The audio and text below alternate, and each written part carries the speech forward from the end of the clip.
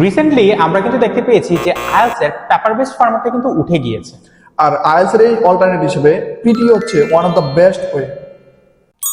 Recently খেয়াল করে দেখছেন প্রচুর স্টুডেন্ট কিন্তু পিটি দিয়ে বাইরে চলে গেছে।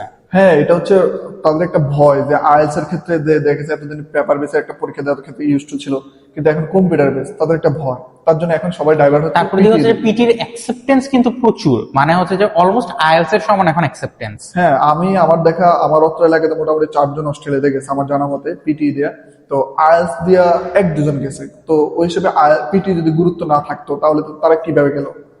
হ্যাঁ, আমার স্টুডেন্টের ভিতরেই প্রায় কয়েকজন হচ্ছে আইএলটিএস প্রিপারেশন নিচ্ছিল, তো দেখা গেল যে তাদের জন্য আইএলটিএস প্রিপারেশনটা টাফ মনে হচ্ছে। তারা হচ্ছে আইএলটিএস প্রিপারেশন ছেড়ে পিটি প্রিপারেশন নিল, এরপর দিয়ে হচ্ছে ধুপ করে মানে দেখতে দেখতে ভিসা হয়ে গেল, চলেও গেল। আইএলটিএস এর প্রস্তুতির ক্ষেত্রে দেখেন মোটামুটি 6 মাসের প্রস্তুতি নিয়ে অনেকে কনফিডেন্স পায় না, তারা ধৈর্য ধরে রাখতে পারে না, তারপরে অনেকে আবার ছাইড়া দেয় প্রস্তুতি, তারপরে তারা হতাশ হয়ে যায়। তো তাদের জন্য আমার মনে হয় একটা বেস্ট ওয়ে হতে পারে। তাদের জন্য হচ্ছে যে এই পিটিটা ভালো, কারণ হচ্ছে কিন্তু তেমন একটা কঠিন কোনো ব্যাপার নাই, যা হচ্ছে মোটামুটি মানে স্মুথলি 1-2 মাসের প্রিপারেশন নিয়ে হচ্ছে যে ইয়ে করে মানে পরীক্ষা দেওয়া সম্ভব। আর পিটি প্রিপারেশনটা কিন্তু জোস, স্পেশালি হচ্ছে স্পিকিং মডেলের যে রিড অ্যালাউড, রিপিট সেন্টেন্সেস, এই জিনিসগুলো কিন্তু এটা তো ঠিক আছে। আবার দেখেন আপনি আইএলটিএস এর প্রস্তুতি নিতে গেলে কিন্তু কতগুলো বই আপনাকে কভার করতে হবে, যে আলাদাভাবে আপনাকে কেমব্রিজ দেখেছে অনেকে 10 থেকে সাজেস্ট করে, এখন তো মনে হয় 20 পর্যন্ত আছে। হ্যাঁ, এখন 11 থেকে 20 পর্যন্ত সাজেস্ট করে। তারপর আবার দেখেন স্পিকিং এর জন্য আলাদা বই, লিসেনিং রিডিং এর জন্য আলাদা বই কেমব্রিজ বই, রিটেনের জন্য মাক্কার বই, তো সিমনের বই বা মিচেল রাসেলের বইগুলো। তো এত হিউজ ইনস্ট্রুমেন্ট, তারপর আবার এত কিছুর পরেও কিন্তু প্রস্তুতি যে কোনটা রেখে কোনটা ধরবে। বাট ওই জায়গাতে হিসাব করতে গেলে কিন্তু হচ্ছে পিটি তে জাস্ট একটা অ্যাপ ইউনি, এটা সাবস্ক্রিপশন নিয়ে নিলে পিটি এর ক্ষেত্রে কোনো বই লাগে না।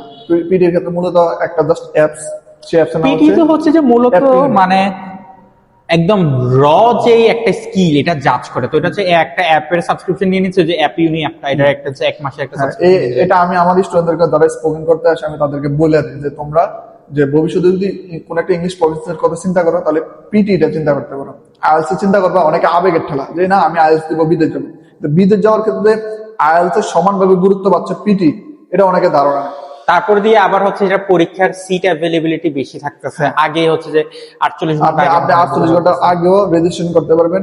আবার দেখা গেছে যে আপনি পরীক্ষাটা ঠিক 48 ঘন্টার মধ্যে রেজাল্ট পাচ্ছেন। হ্যাঁ, তো এটা আইএলটিএস এর কতদিন লাগে? আইএলটিএস মোটামুটি হচ্ছে সেন্টার এবং হচ্ছে ডেটের অনুযায়ী হচ্ছে প্রায় 1 মাস আগে দেখা যায় যে সিট পাওয়া কষ্ট হয়ে যায়। আর রেজাল্ট হচ্ছে যে পেপার বেসড আগে লাগতো হচ্ছে যে আপনার 14 দিন বা 2 সপ্তাহ, এখন মোটামুটি 5 দিনের মতো লাগে কম্পিউটার বেসড। এখন